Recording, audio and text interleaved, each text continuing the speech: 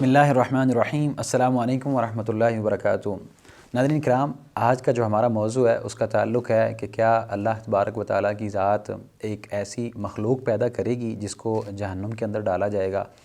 اور پھر اللہ تبارک و تعالیٰ قرآن کریم کے اندر یہ فرماتے ہیں کہ میری ذات کسی کے اوپر کسی قسم کا کوئی ظلم نہیں کرتی۔ اور دوسری طرف ہم دیکھتے ہیں کہ احادیث مبارکہ کے اندر یہ بھی وارد ہوا ہے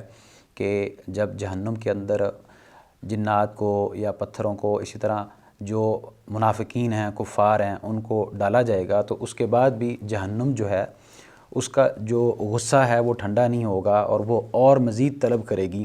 تب اللہ تبارک و تعالیٰ جو ہیں اس کے لیے پھر وہ ایک نئی مخلوق پیدا کریں گے اور اس مخلوق کو اس کے اندر ڈالا جائے گا۔ اسی طرح پھر دیگر اور بھی ہم دیکھتے ہیں، روایات ملتی ہیں کہ پھر اس کے بعد اللہ تبارک و تعالیٰ اپنا مبارک قدم جو ہے وہ اس کے اندر رکھیں گے تو پھر وہ جہنم کہے گی کہ بس اب مجھے اور حاجت نہیں ہے، ضرورت نہیں ہے، تو پھر اللہ تبارک و تعالیٰ سے وہ اور شکوہ نہیں کرے گی کہ مجھے اور جہنمی لوگ فراہم کیے جائیں۔ تو یہ کچھ اشکالات ہیں، منکرین احادیث کی طرف سے بھی پیش کیے جاتے ہیں، بعض سیکولر طبقے کی طرف سے بھی پیش کیے جاتے ہیں۔ تو آج ہم یہ جاننے کی کوشش کریں گے کہ ان اشکالات کا جو اصل پس منظر ہے وہ کیا ہے، ان کی وجوہات کیا ہیں، کیا ہماری غلط فہمی ہے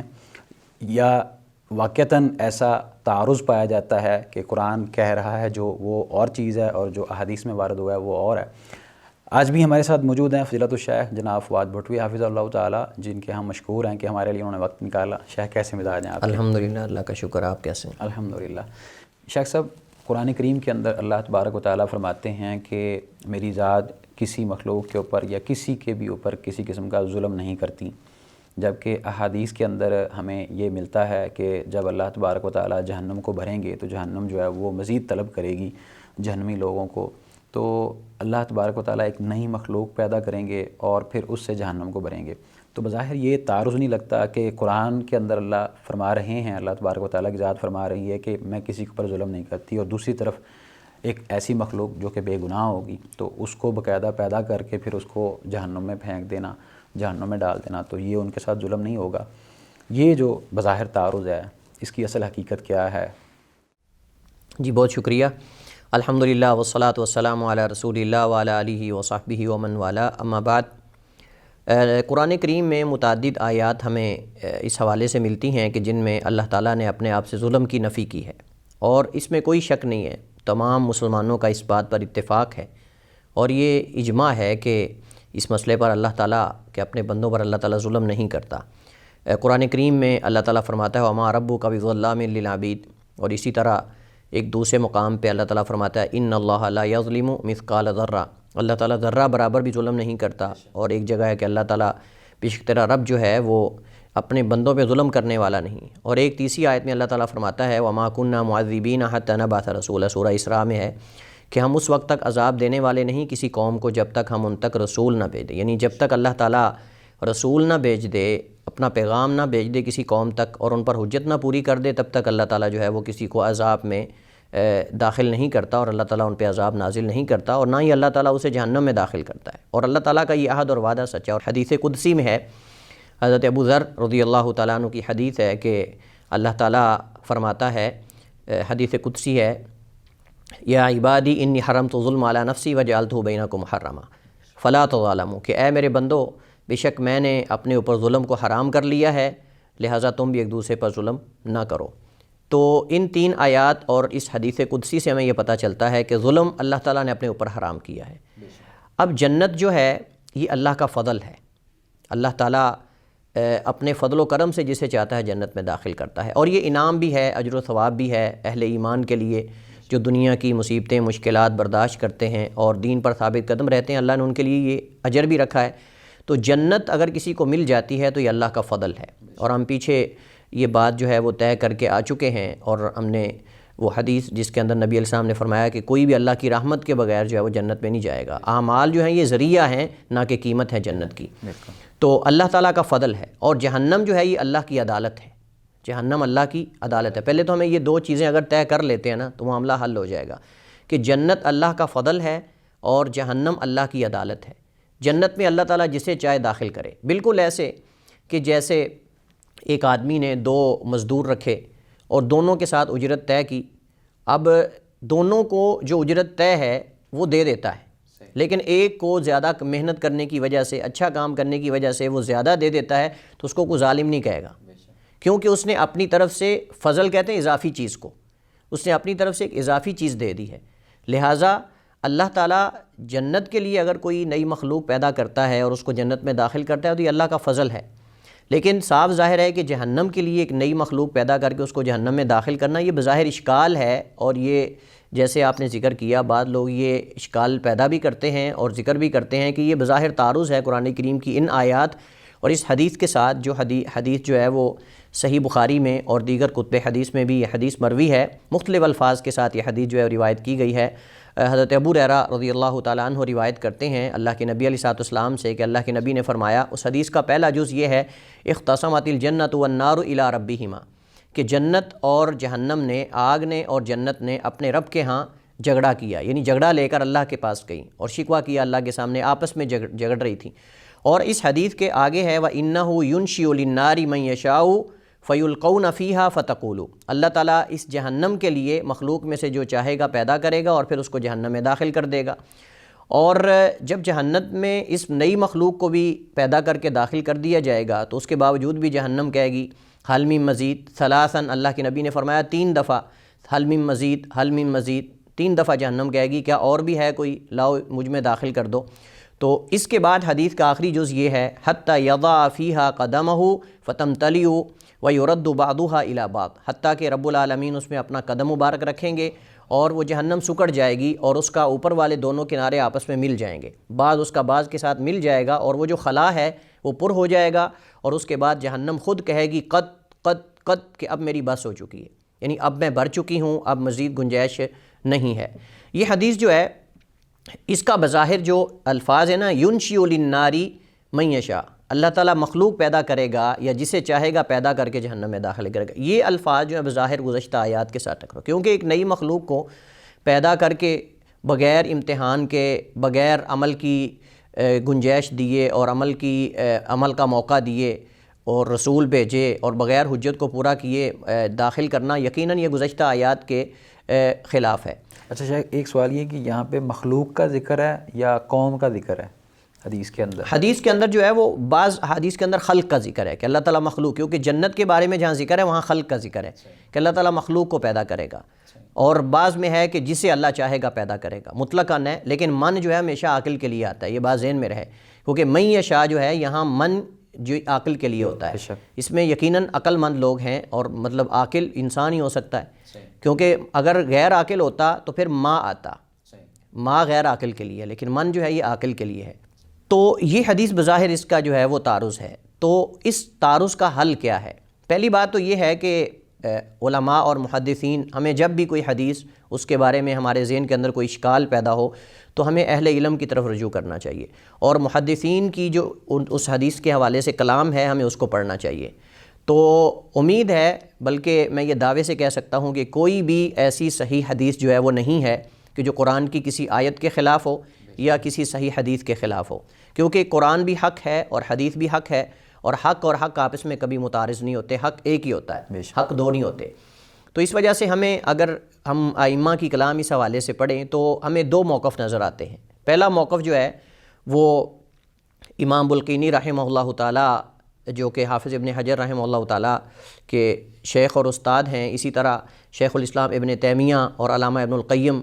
رحمہ اللہ تعالیٰ، اور اسی طرح ابن الوزیر اور ابن قیم اور کئی علماء کرام، ان کا موقف یہ ہے، وہ کہتے ہیں کہ اس حدیث میں راوی کی طرف سے غلطی ہوئی ہے، یعنی یہ غلطی ہے اور یہ وہم ہے اور اختلاط ہے. اس کی دلیل یہ ہے کہ صحیحین میں ہی حضرت ابو ہریرہ سے ایک دوسری حدیث میں یہ جو نئی مخلوق پیدا کرنے کا ذکر ہے یہ جنت کے لیے ہے، جہنم کے لیے نہیں ہے. اور اس وجہ سے میں نے شروع میں یہ ذکر کیا کہ جنت اللہ کا فضل ہے اور جہنم اللہ کی عدالت ہے. تو اللہ تعالیٰ اگر جنت کے لیے کوئی نئی مخلوق پیدا کر کے اس میں داخل کرتا ہے تو یہ اللہ کا فضل و کرم ہے، کوئی سوال نہیں کر سکتا. ویسے بھی اللہ تعالیٰ کے تمام جو اس کے افعال ہیں اس پہ ہم سوال نہیں کر سکتے. لا یسأل عما یفعل وہم یسألون،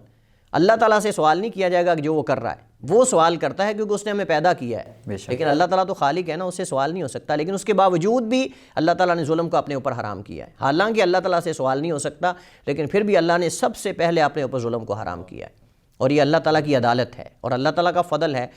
تو صحیحین کے اندر ابو ہریرہ رضی اللہ تعالیٰ عنہ سے ہی یہی روایت مروی ہے، اور اس کے اندر نئی مخلوق کا ذکر جنت کے لیے ہے، نہ کہ جہنم کے لیے ہے۔ اس کا مطلب یہ کہ اشکال کسی راوی کی طرف سے ہے،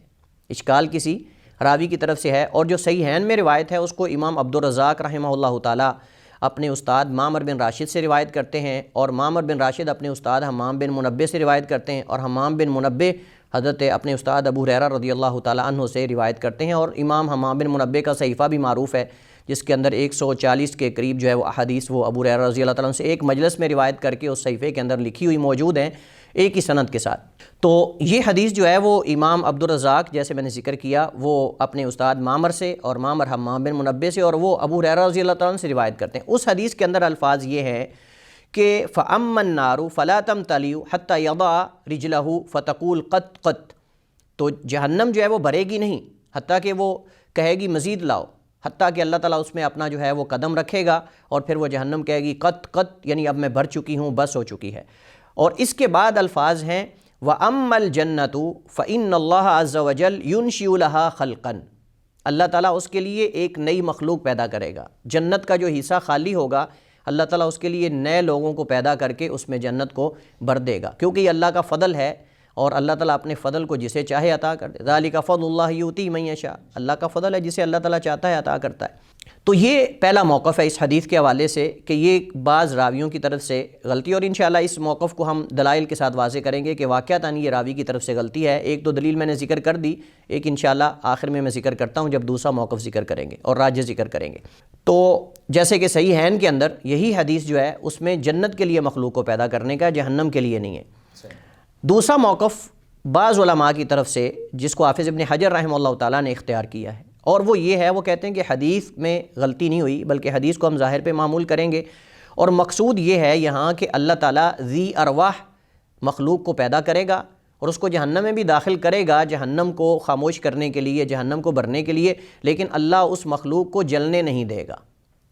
جیسے جہنم کے دربان ہیں، دروغے ہیں، فرشتے، مالک فرشتہ ہے، کئی اور فرشتے ہیں، صاحب ظاہر وہ جہنم میں ہی ہوں گے۔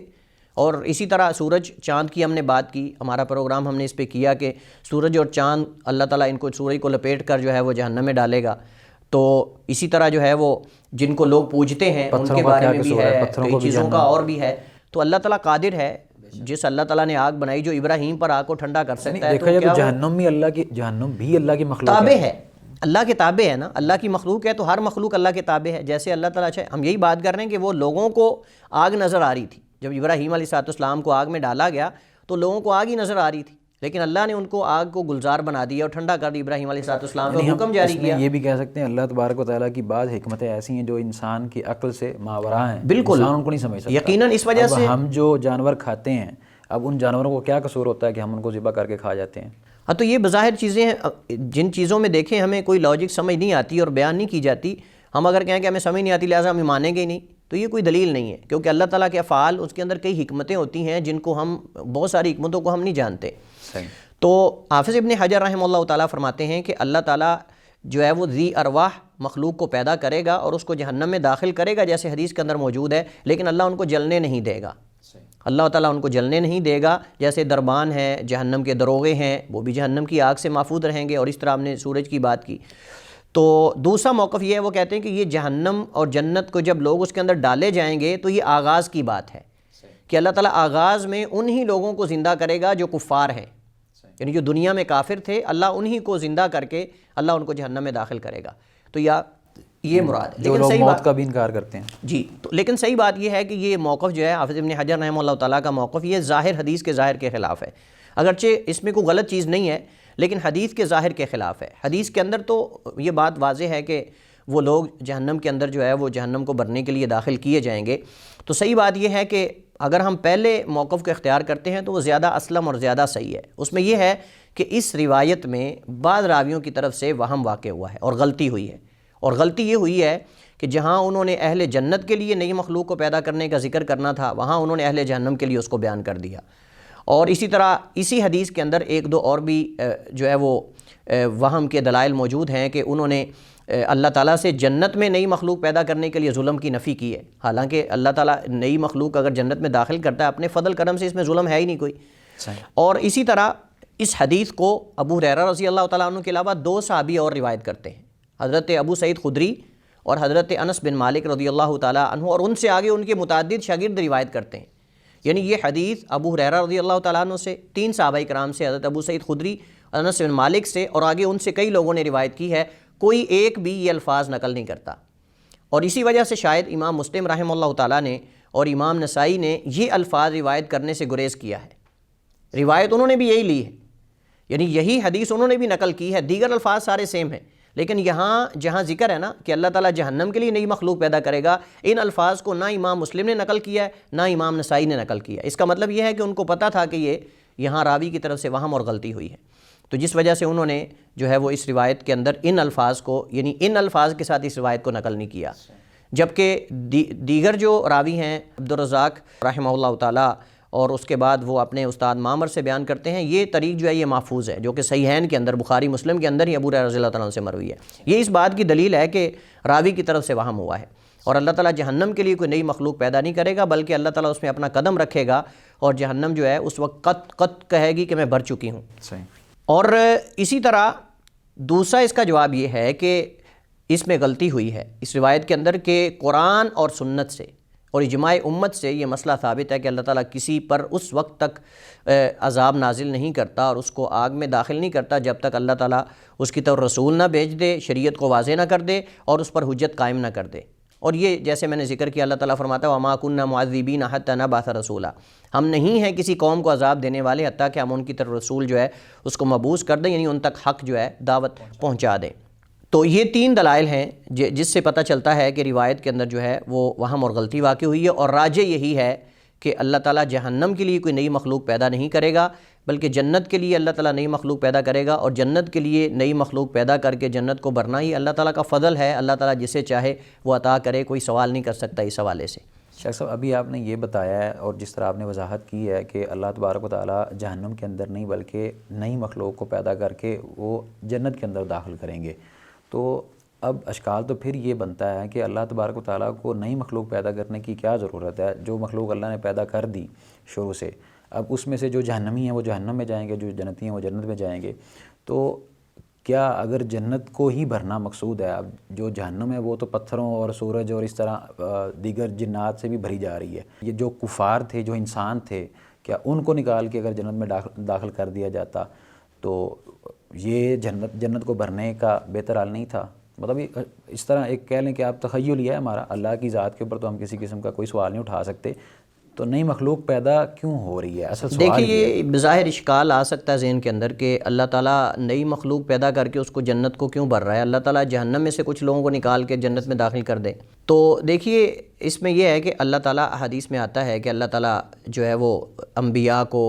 فرشتوں کو، نیک لوگوں کو سفارش کا کہے گا، اور ان کی شفاعت کی وجہ سے کئی لوگوں کو اللہ تعالیٰ نکال کر جو ہے وہ جنت کے اندر داخل کرے گا، جیسا کہ حدیث اس میں صحیح مسلم کتاب الایمان کے اندر اس حوالے سے تفصیل کے ساتھ احادیث موجود ہیں۔ اور یہاں تک موجود ہے کہ نبی کریم علیہ السلام کو بھی اللہ تعالیٰ جو ہے وہ اجازت دے گا کہ جہنم میں سے فلاں فلاں لوگوں کو نکال لو، فرشتوں کو بھی شفاعت کا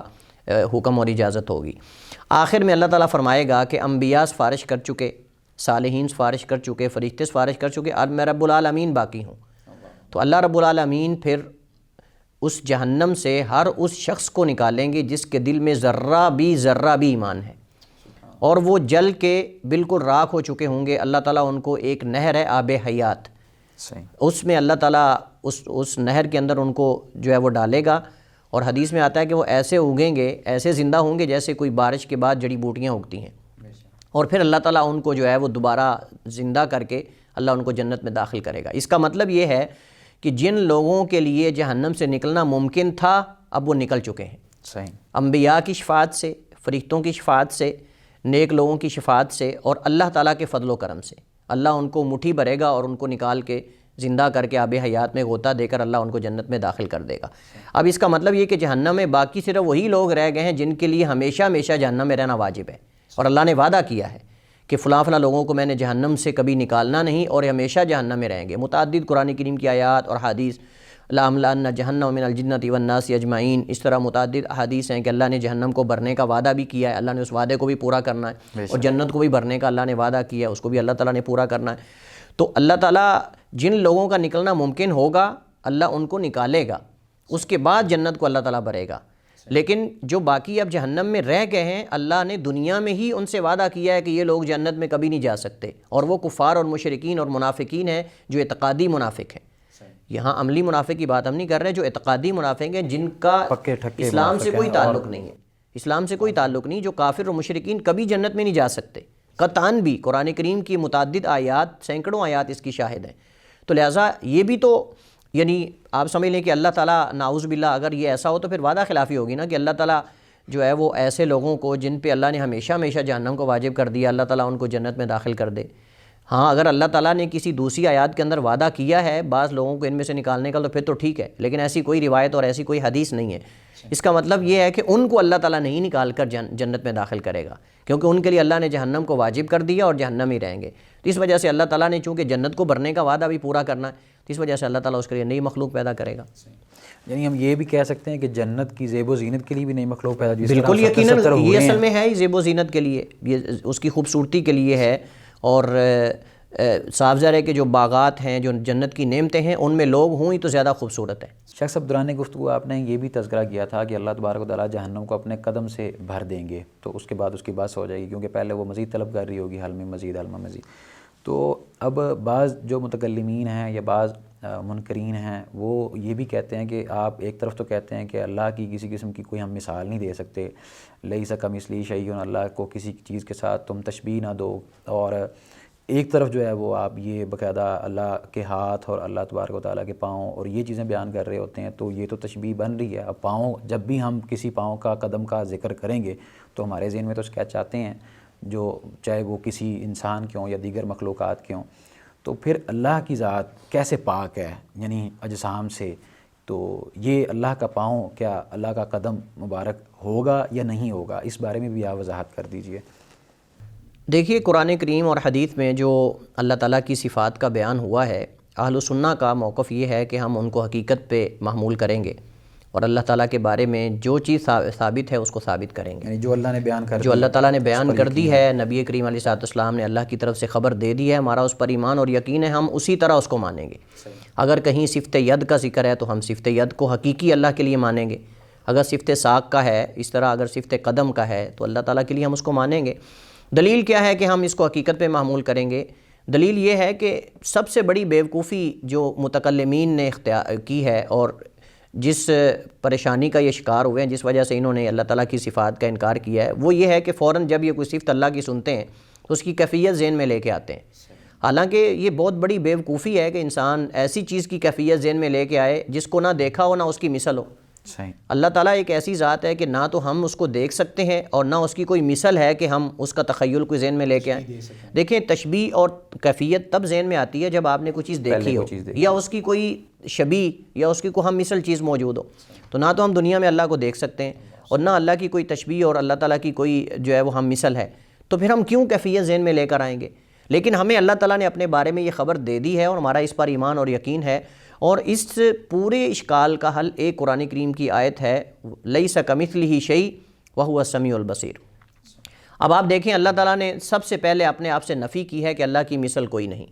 اور ساتھ ہی اللہ تعالیٰ نے کہا السمیع البصیر، کہ وہو السمیع البصیر، اللہ سننے والا بھی اور دیکھنے والا بھی ہے۔ اس کا مطلب یہ ہے کہ جب اللہ تعالیٰ نے بذات خود اپنے لیے سمیع اور بصیر ہونے کا اس بات کیا ہے تو ہم کون ہوتے ہیں اس کا انکار کرنے والے؟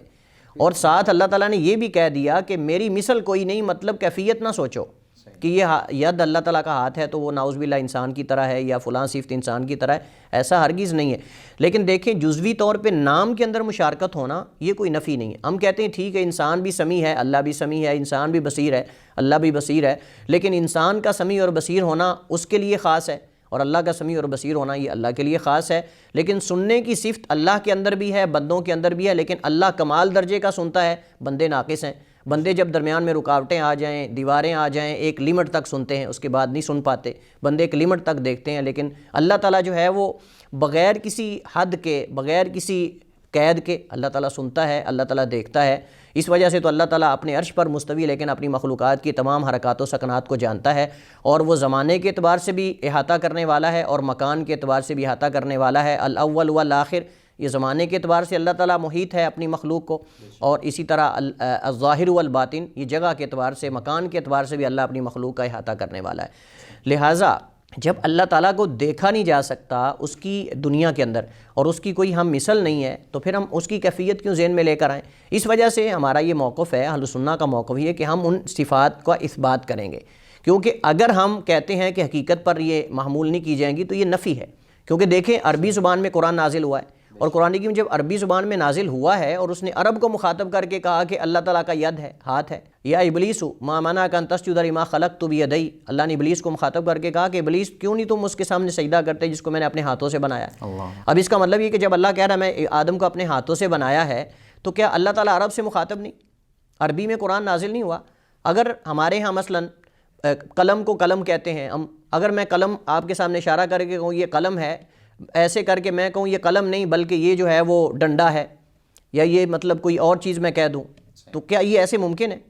تو اللہ تعالیٰ نے قرآن کریم کے اندر جو اپنی صفات بیان کی ہیں وہ حقیقت پہ محمول ہیں. جو عرب سنتے فوراً ذہن میں معنی آتا ہے وہی ہم معنی اس کا مراد لیں گے، لیکن کیفیت ہم نہیں ذہن میں لے کر آئیں گے، کیونکہ کیفیت اس چیز کی آتی ہے جسے آپ نے دیکھا ہو یا اس کی کو ہم مثل ہو. لہٰذا بغیر کسی کیفیت اور مثال کے اللہ تعالیٰ کی صفات کو حقائق پر محمول کیا جائے گا. اللہ تعالیٰ کا قدم ہے، حقیقی قدم ہے، لیکن جیسے اللہ تعالیٰ کی شان کے لائق ہے وَلِلَّهِ الْمَثَلُ الْأَعْلَىٰ، ہم ان میں اعلیٰ مثالیں اور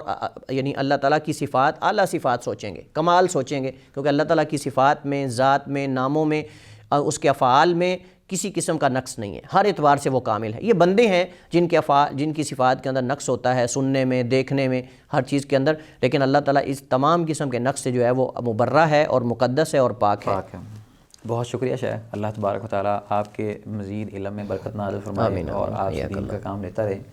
ناظرین، یہ تھا ہمارا آج کا پروگرام جس کے اندر شیخ صاحب نے یہ واضح کیا کہ اللہ تبارک و تعالیٰ کی ذات کے اوپر ہم کسی قسم کا کوئی الزام نہیں لگا سکتے کہ نعوذ باللہ اللہ ظالم ہے یا اللہ عدل کرنے والے نہیں ہیں. اللہ تبارک و تعالیٰ کی ذات عادل ہے اور انصاف کرنے والی ہے، اور اللہ تبارک و تعالیٰ جیسا چاہتے ہیں اپنی مرضی کے مطابق ویسا کرتے ہیں. اللہ کو کوئی پوچھنے والا نہیں ہے. اللہ نے ہم سب کو پیدا کیا ہے اور اللہ نے ہی ہم سب سے سوال کرنے ہیں، کیونکہ اللہ نے جو ہمیں شعور دیا ہے اس سے ہی ہمارا حساب و کتاب ہونا ہے، اس سے متعلق ہی ہم سے اللہ تبارک و تعالیٰ نے معاملات کرنے ہیں. اور اللہ تبارک و تعالیٰ کی ذات سے متعلقہ جو چیزیں بیان کی جاتی ہیں کہ اللہ کا پاؤں ہے، اللہ کا قدم ہے، اللہ کے ہاتھ ہیں، اس حوالے سے بھی شیخ صاحب نے واضح کر دیا.